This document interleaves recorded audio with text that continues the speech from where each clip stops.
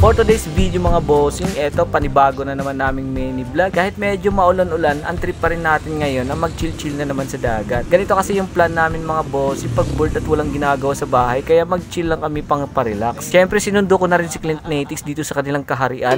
Maulan yan dito mga boss, mahambol. Medyo mahina lang pero gusto namin magpadagat. Kasi mga Pinoy kami. Di ba Clint Natives? Sabi niya sasama daw si Jobs sa trip namin ngayon. So sa di nyo pa alam mga bossing, kahit hindi na namin tropa si Jobs, pero sinama pa rin namin kasi hindi naman kami kasing plastic ng iba eh. Agad namin pinuntahan si Jobs kasi naghahanap siya ng tindahan para magpa-load sa kanyang iPhone 17 Pro Max, 100% battery health, 1TB fully paid. Ewan ko lang bakit need talaga niya magpa-load eh. Siguro may i-update lang ata siya ng above. Alam na kasi namin galawan neto eh. Sinundan pa talaga namin siya sa bahay nila kasi nagpapaalam muna siya, nagagala siya. Parang bata eh no. Alam niyo mga bossing, bawat gala kasi neto may kutumbas na latigo pag uwi ng papa niya. Aray ko. Kaya sinabi ko na sa kanya, alam mo naman napapagalitan ka. Sulitin mo na lang yung gala. Minsan lang to eh. Pag deads ka na, hindi ka na makagala. Siguro yung kaluluwa mo na lang siguro makapagala. E di pwede mo nang dalawin lahat ng ex mo, di ba? This time mga bossing, pinapalakad na namin siya kasi bawal kasi double back ride dito eh. Napaka-strict kasi ng implementation dito. Paano na pag nagka-violation kami ng overloading? Para talaga siyang sumali sa rally sa Mindiola, ipapuntang Malacanang eh no? Kulang na lang yung Balaklava Mask. Kasi nga yung mga traffic lights. Solid pera. Paldo. Saan galing pera mo pre? Kakasakay mo pa lang, bumaba ka ulit. Nakasakay na siya ng tricycle, sinundan lang namin siya. Kala mo talaga mga goons niya kami eh, no? Ang kapal na mukha mo men, di ba? Syempre hanggang sa kanto lang siya. Kaya naglalakad ulit siya papunta sa destinasyon namin. Pinapalakad na namin bilang parusa lang sa kanya. Feel na feel yung moment niya eh, parang nasa Ironman triathlon lang eh. Nawawala sila mga boss. Pero ang pagkaalam ko, dito nakita ko sila eh. Nagtatago na sila dito sa mga damo eh. Daggan yun mo. Asa Jabul. Asa.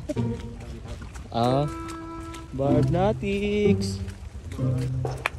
Barbs. Nawala.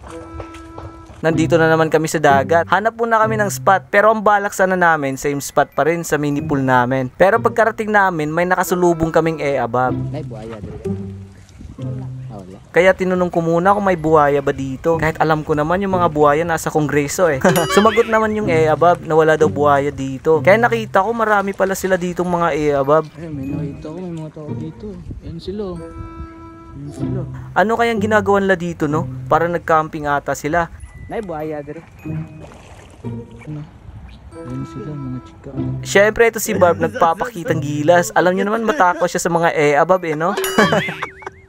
Nung nasa spot na kami, agad kami nagdesisyon na lumipat ng bagong spot. Kaya naghahanap na naman ng spot. Umuulan-ulan mga bossing kasi may parating na bagyo. Nakarating na kami sa destinasyon namin. Ito yung Luas Pacific Ocean Channel. Ang ganda sana ng spot dito eh. Perfect magdala ng camping tent. Kaso nga lang umuulan. So ayan mga bossing, dito na kami magtambay. Kwentuhan sa mga pangyayari sa buhay.